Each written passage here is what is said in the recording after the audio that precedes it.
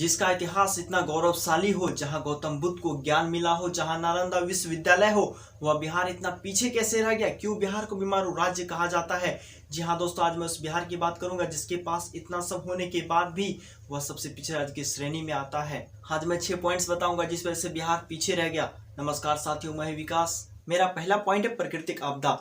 बिहार की 88.7% आबादी गांव में निवास करती है, जो अपना पालन पोषण कृषि कार्य करके, मजदूरी करके या छोटे व्यापार करके करते हैं। लेकिन प्रत्येक वर्ष बाढ़ और सूखा जैसे प्राकृतिक आपदा बिहार की कमर तोड़ देती है। बाढ़ आने से जान माल की हानि होती है, फसल बर्बाद हो जाते हैं, लोगों की जमा पूंजी भी नष्ट हो जाती है। कोरोना काल में लगे लॉकडाउन से सभी परेशान हो गए, सभी की हालत खराब हो गई। लेकिन बिहार की जनता बाढ़ के समय में प्रत्येक वर्ष लगभग 2 महीने का लॉकडाउन झेलती है। इससे गरीबी नहीं बढ़ेगी तो और क्या बढ़ेगी? बिहार के लोग बाढ़ में पानी से परेशान होते हैं और सूखा में बिना पानी के परेशान होते हैं। लेकिन बिहार में जो भी सरकार बनती है उसका इस तरफ कोई ध्यान नहीं है कि इससे कैसे निपटा जाए। मेरा दूसरा पॉइंट है इंडस्ट्रीज की कमी। जी हाँ दोस्तों, बिहार में इंडस्ट्रीज की कमी है, या जो भी इंडस्ट्रीज यहाँ पे अवेलेबल है उसमें से आधे से ज्यादा बंद पड़े हैं। बिहार उपयोग करता है लेकिन उत्पादन नहीं करता है। गौर से सुनिएगा, बिहार उपयोग करता है लेकिन उत्पादन नहीं करता है। बिहार में यूपी से, मध्य प्रदेश से, बंगाल से ट्रक भर भर के सामान आता है, लेकिन बिहार से बाहर कुछ भी नहीं जाता है। आजादी के समय बिहार में 33 चीनी मिलें हुआ करती थी, लेकिन आज 28 चीनी मिलें बाकी है। उनमें से भी 11 चीनी मिलें ही चालू है। जूट मिल और पेपर मिल का भी यही हाल है। बिहार की इकोसिस्टम कमजोर होने की वजह से यहाँ कोई भी बड़ी कंपनी निवेश नहीं करना चाहती है, जिस वजह से नए उद्योग नहीं लग रहे हैं और रोजगार के नए अवसर नहीं बन रहे हैं, जिस कारण बिहार के मजदूर को रोजगार के लिए बड़े स्टेट की तरफ जैसे दिल्ली, मुंबई की तरफ पलायन करना पड़ता है, रोजगार के लिए वहां जाना पड़ता है। झटका तो तब लगा जब झारखंड बिहार से अलग हुआ। बोकारो, जमशेदपुर, कोयला खदान सब बिहार के हाथ से निकल गया। मेरा तीसरा पॉइंट है पॉलिटिक्स। बिहार में कास्ट पॉलिटिक्स होता है, न कि डेवलपमेंट पॉलिटिक्स। बिहार की जनता अक्सर नेताओं के कास्ट को देखकर वोट करती है।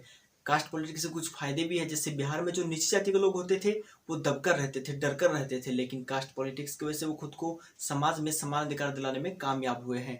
लेकिन इस तरह से वोट करने में सत्ता अक्सर गलत हाथों में जाता है, जिस वजह से नेता राज्य का विकास न कर खुद का विकास करने लगते हैं।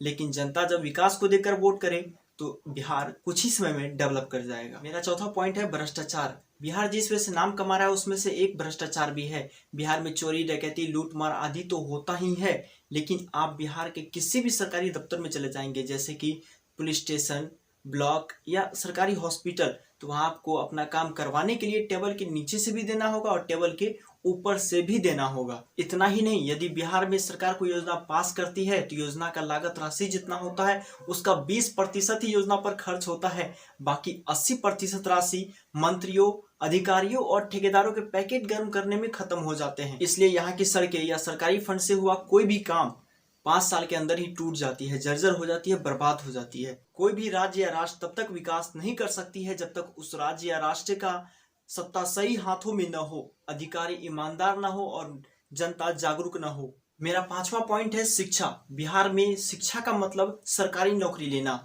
यहाँ का स्टूडेंट अगर पढ़ लिख कर सरकारी नौकरी नहीं लेता है तो वो फिसड्डी लाल होता है, यदि वह सरकारी नौकरी ले लिया तो मुसद्दी लाल हो जाता है। बिहार में कल्चर सब बन गया सरकारी नौकरी लेना, क्योंकि बिहार के लोग शुरू से देखते हैं जिसके पास सरकारी नौकरी होता है उसका पैसा भी होता है, पावर भी होता है, वो कुछ भी करा सकते हैं अपनी पावर के बल पर। बिहार में सरकारी नौकरी वालों के लिए एक एडवांटेज होता है, सरकारी नौकरी जिसको होती है उसको दहेज अच्छा खासा मिलता है। बिहार में दहेज प्रथा का एक मेनू कार्ड होता है, यदि कोई IAS ऑफिसर है तो उसे 1 से 1.5 करोड़ आराम से मिल जाएगा। IPS ऑफिसर है तो 80 लाख से 1 करोड़ तक मिल जाएगा। बैंक PO है तो 50 से 60 लाख आराम से मिल जाएगा। यदि दारोगा है तो 25 से 30 लाख। गवर्नमेंट प्यून है तो 5 से 10 लाख उसे आसानी से मिल जाएगा। बिहार के स्टूडेंट के लिए सरकारी नौकरी यानी कि IAS IPS ही सब कुछ होता है। यहाँ आपको सरकारी नौकरी वाले ज्यादा और व्यापारी कम मिलेंगे। यहाँ लोग व्यापार नहीं करना चाहते हैं, कुछ नया नहीं करना चाहते हैं, एक दूसरे को देख कर करना चाहते हैं। जैसे कि अगर यहाँ किसी के घर से बिजली भाग जाए ना तो लोग अपने घर से निकल कर पड़ोसी के घर में बिजली है कि नहीं ये चेक करते हैं। अगर उसके घर में बिजली नहीं है तब यकीन होता है कि चलो लाइन कट गई है। इस तरह का बिहार में कल्चर सा बन गया है कि जो सामने वाला करेगा उसी को देखकर सेम करके ये आगे बढ़ना चाहते हैं। और मेरा छठा पॉइंट है बिहार का लिटरेसी रेट यानी कि साक्षरता दर। बिहार की साक्षरता दर 70.9% है, जो भारत में सबसे कम साक्षरता दर वाले राज्य में तीसरे नंबर पर आता है। बिहार में 2 तरह की फैमिली रहती है, एक शिक्षित फैमिली, दूसरा अशिक्षित फैमिली। शिक्षित फैमिली की माँ जो होती है वो 2 से 3 बच्चे को जन्म देती है, जिसका पालन पोषण वो सही ढंग से करती है और उसे सही दिशा में ले जाती है। लेकिन जो अशिक्षित फैमिली होता है उसकी जो माँ होती है वो 4 से 5 बच्चे को जन्म देती है और उसका पालन पोषण सही ढंग से नहीं कर पाते हैं और ना ही उसे सही शिक्षा दे पाते हैं, जिस वजह से कि राज्य का भी विकास हो और उसका भी विकास हो।